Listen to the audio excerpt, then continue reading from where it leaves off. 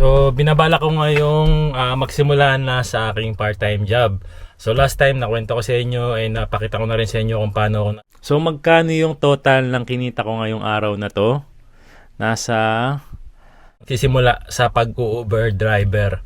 Ibig sabihin po noon, magdi-delivery man tayo ng Uber.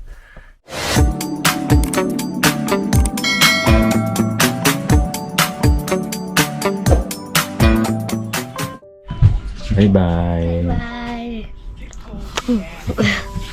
Bye-bye. Mahal, labas na ako. Mahal. Maaga pa ba? Magandang araw po. Di bali ngayong araw na to, hatotoban po kami. Ibig sabihin, naka-schedule kami ngayon para mag-guide ng mga batang papasok sa school po. So, yun po yung ibig sabihin ng hatotoban. Di bali, itong hatotoban ay ginagawa ng mga magulang po na may mga batang nag-aaral sa school. Usually talaga si Mama Aya din ang gumagawa nito kapag meron akong pasok sa trabaho, lalo na ako yung unang maagang maalis sa bahay. Pero dahil wala po akong pasok ngayon, ako na yung gagawa ng hatotoban. Dito po kasi sa Japan, maaga pa lang talaga, grade school pa lang sila, tinuturuan ng maging independent ang mga bata na mula bahay, pumapasok sila sa school. Pero kung ang magulang naman ay hindi naman busy at kaya naman ihatid ng mga bata sa school, lalo na katulad nila Yuna Chang sa ni Kuya EG, medyo malayo yung school na sa amin. Hindi katulad dun sa dati namin tinitiran, malapit lang. Hinahatid na ni Mama Aya si Yuna Chang dahil grade 1 pa lang si Yuna Chang at hindi pa rin naman kaya din maglakad ng sobrang layo at sobrang mabigat din ang kanyang bag.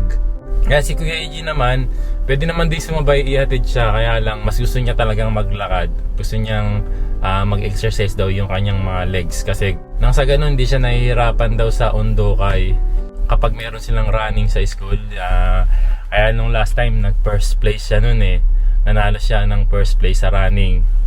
Ayun, isa sa mga exercise kasi niya yung paglalakad din araw-araw mula bahay hanggang sa school. Tapos paminsan-minsan sumasabay na lang siya kay Mama Aya kapag maulan. Yan, ito po pala yung ginagamit para sa hatotoban. Ayan, di bali ano po siya, flag.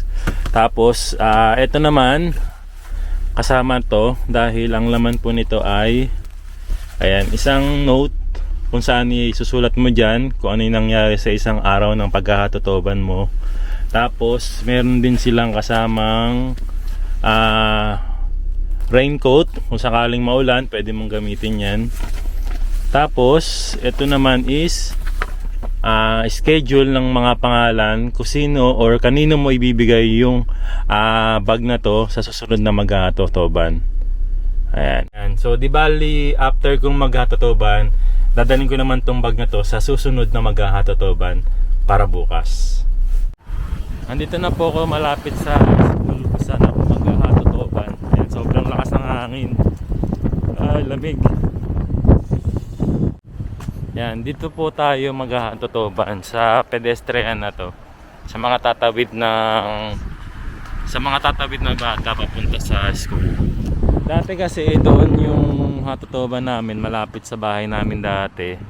Mas malapit yun sa school, kaya lang mas marami tayong hinahatotoban doon kasi nga mas malapit na yun sa school.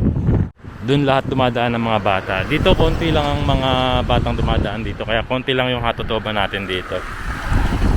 Usually mga 10 lang bata ang dumadaan dito. Doon kasi halos 100 ang dumadaan doon.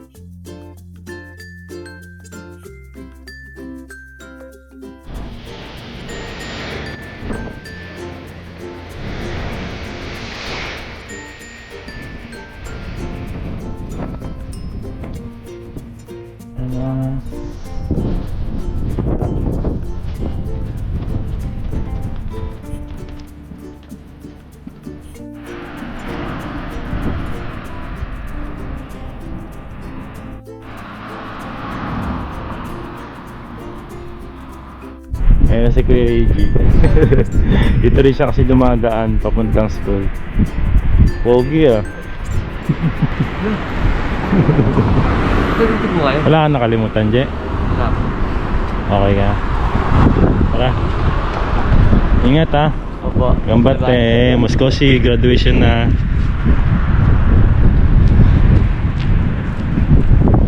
Ayun, tapos na yung ating hatotoban. Dadaling ko na yung bag na to sa susunod na mag-hatotoban bukas.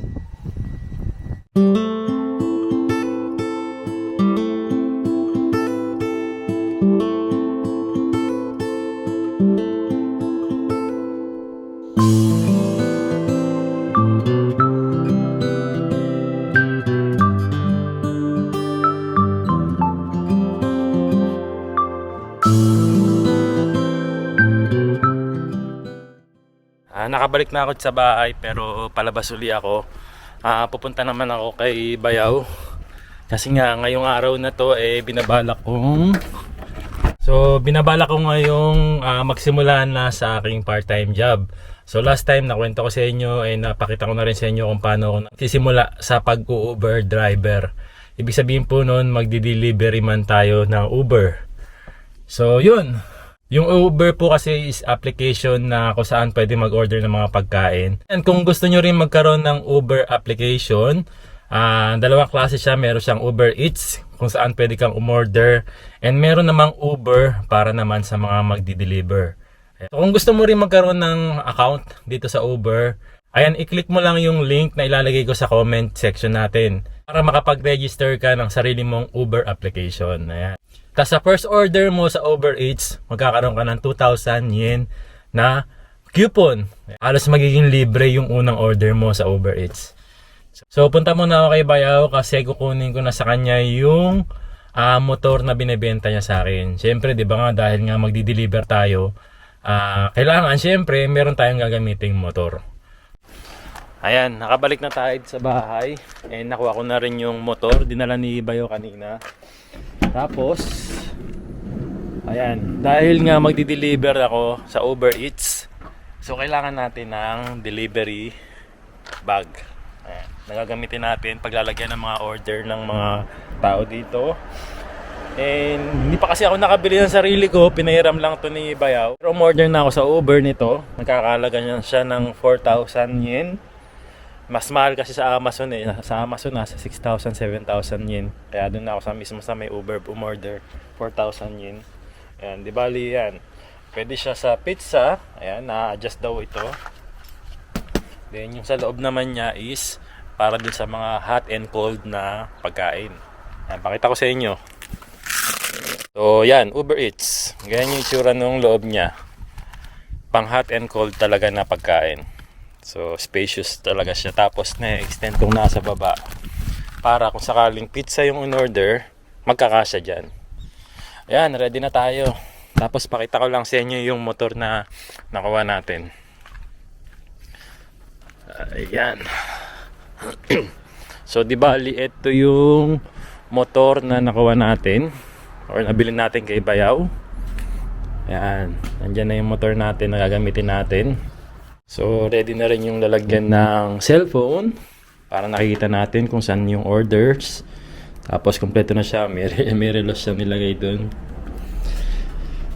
Yung motor kasi na yun, gamit talaga ni Bayaw yun sa pag-Uber niya.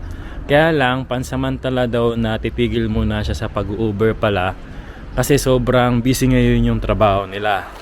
So kaysa matambak yung motor niya, binenta niya sa akin para daw may magamit na rin ako sa pag-Uber. And ang binabalak din kasi ni Bayaw daw, kung babalik ulit siya sa pag-Uber, ang gagamitin naman daw niya sa susunod is yung light vehicle naman.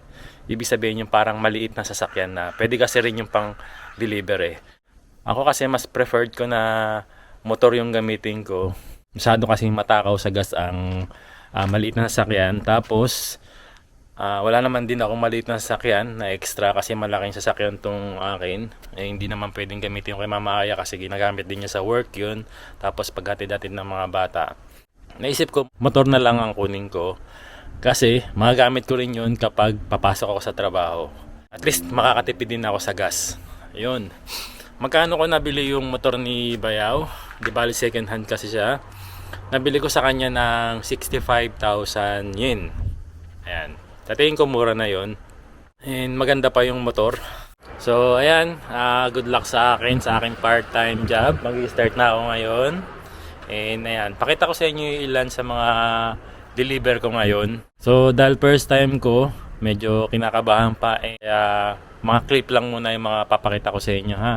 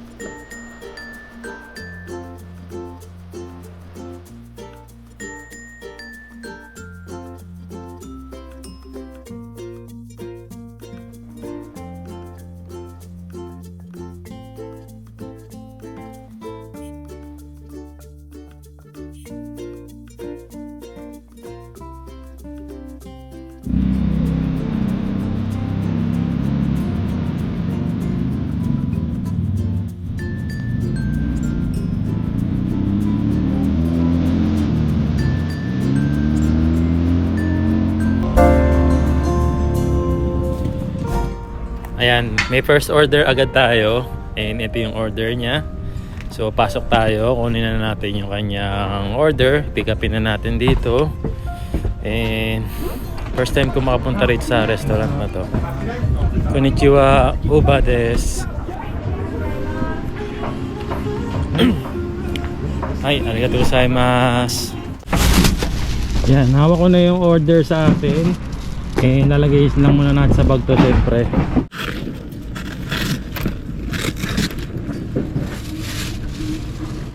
Ayan, di bali dalawa yung order nung customer ngayon.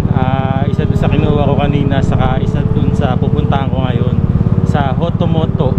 Umorder din siya sa Hotomoto. Tapos pagkakuha ko noon, i-deliver ko na agad sa kanya.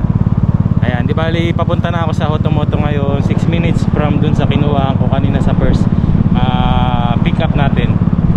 Ayan, Hotomoto 6 minutes, 1.9 kilometers. Ayan, red light pa eh. Ayan, dito na ako sa Hotomoto. Park lang tayo dyan. Tapos kunin na natin yung order ng customer natin dito sa loob. Hotomoto. Sige na sen.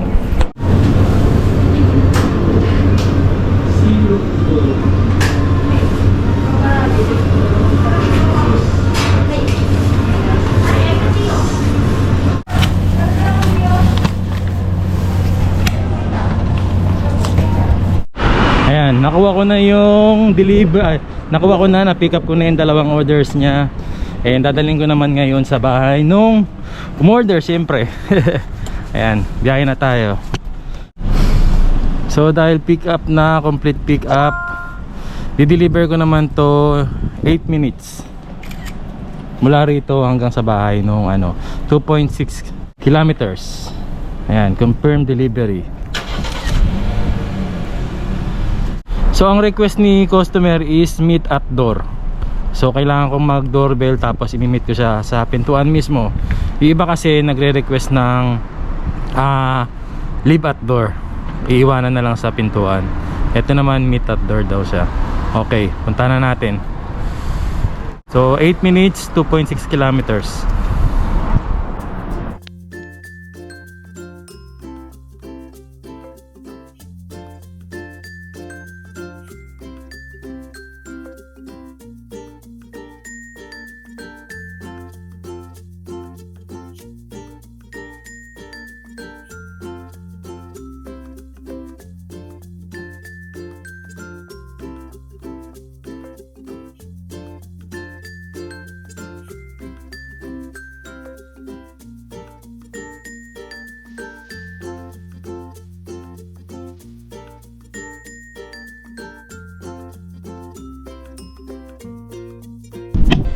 Ayun, nag-doorbell tayo, tapos ang sabi nung customer, iwan na lang daw sa may pintuan. Kaya iniwan ko na dun sa may pintuan, tapos kukunin na lang niya mamaya dyan siguro. Ayun. So, tapos na tayo sa first deliver natin. Complete delivery. Oh, mali pala tayo. Di bali, meron pa palang second customer para dun sa isang pinick up natin. Hindi pala para sa kanya lahat yun. So ang gagawin ko, kukunin ko uli yung isang plastic na ibinigay ko sa customer.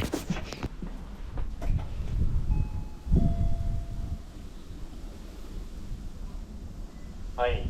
Simasen, machigay tan desu. Ato, ikaw no tokoro wa chigau no okyakusan desu. Motomoto no ho. Hai. Simasen, gomenasai. Arigatou gozaimasu. Simasen. Ayan, second delivery pala tayo. Nagkamali pala ako kanina. Kala ko sa isang tao lang yung umorder ng dalawang restaurant. Kasi nangyayari daw kasi talaga sa Uber yun eh. Pero yun na nga, nandito na ako sa pangalawang customer. Ang request niya is leave at door. So ililive at door lang natin ito. And sa room 102 siya. Ayan. Okay, sige, deliver muna natin.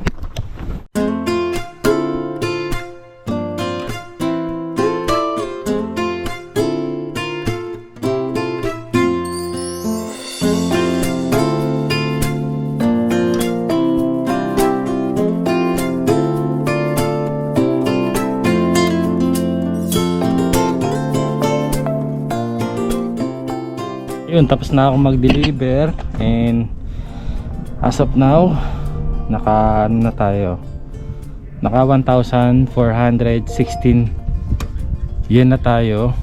And so di bali yun na nga, nakadalawang trips na tayo ngayon, nakaka 1,416 yen.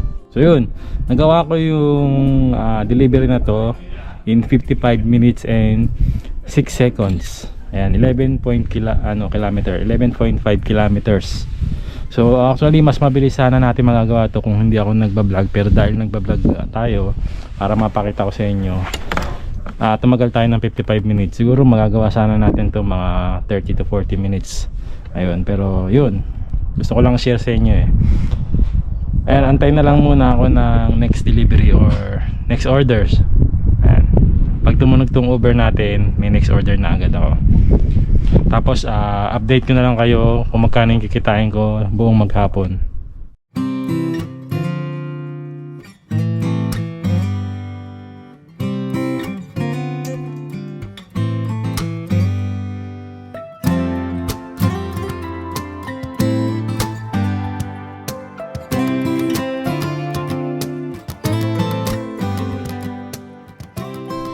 Magandang umaga po.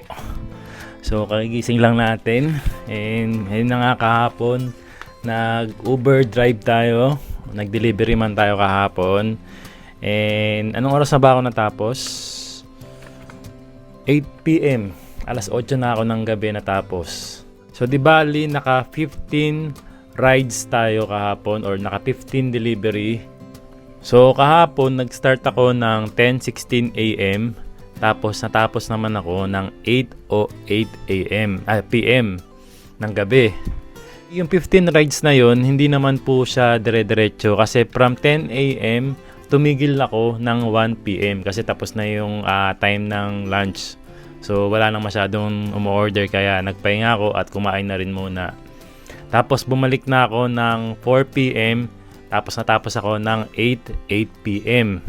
Tapos sige, isa-isahin ko sa inyo kung magkano yung kinita ko per ride natin. Kung magkano yung kinita ko sa bawat deliver natin. So, nung 10:16 AM, kumita ako ng 1,416 yen. Ayan. Nung 11:44 AM, kumita naman ako ng 300 yen. Nung 11:48 AM, kumita ako ng 442 yen.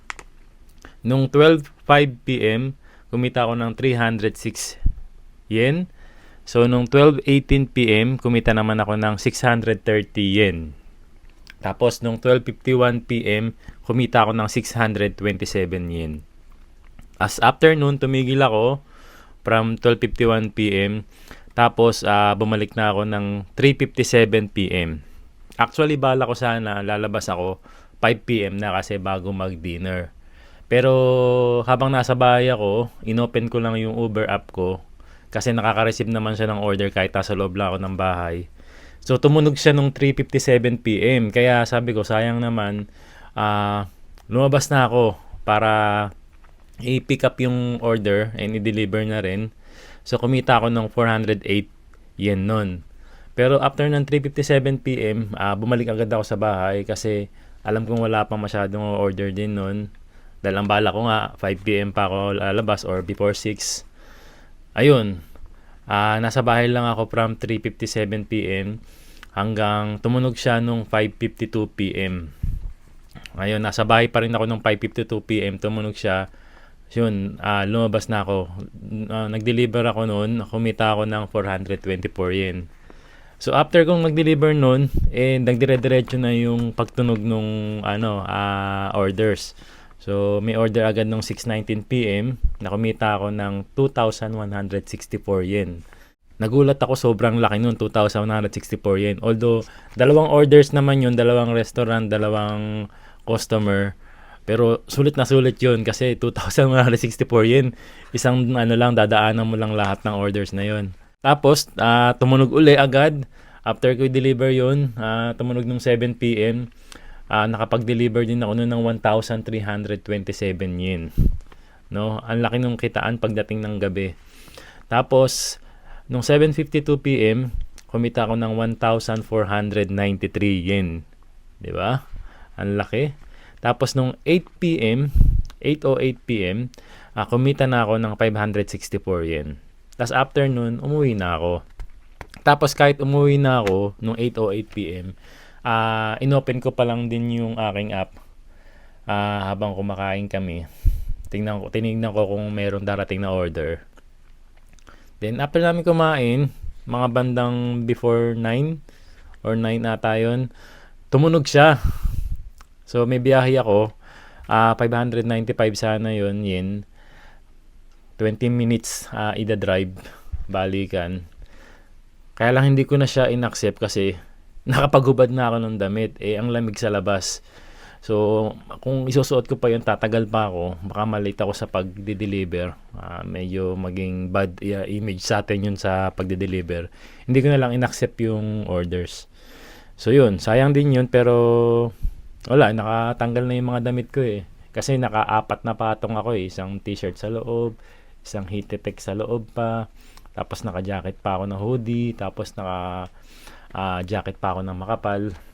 So pag sinuot ko uli yun, tapos magsusuot pa ako ng mga guantes, ng helmet, ng prepare ko pa yung motor. Sobrang tatagal. So magkano yung total ng kinita ko ngayong araw na to? Nasa 9,101 yen or nasa 3,366 pesos. So, yung total ng minutes ng drive ko rito is umabot siya ng 5 hours and 7 minutes. Yung total na yon. Yung driving time.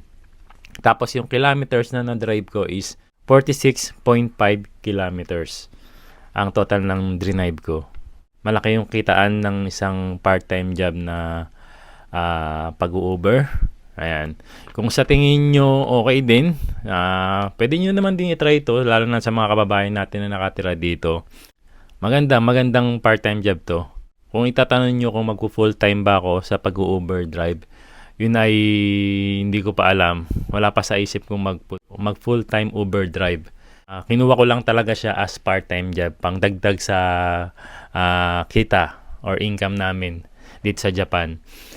And malaking tulong naman talaga na meron kang part-time job, hindi lang dun sa full-time job na meron ako sa pabrika.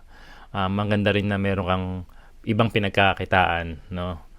Kung gusto niyo i-try, puntaan niyo lang sa comment section yung link para makapag-download kayo ng app na yon.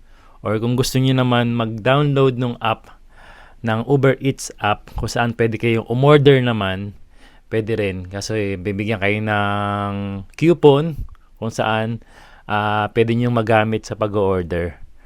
Ayan, basta i-click nyo lang yung link na ilalagay ko sa baba. Uber Eats, kung saan pwede kang umorder, and Uber app, kung saan pwede kang mag-deliver. Ayan.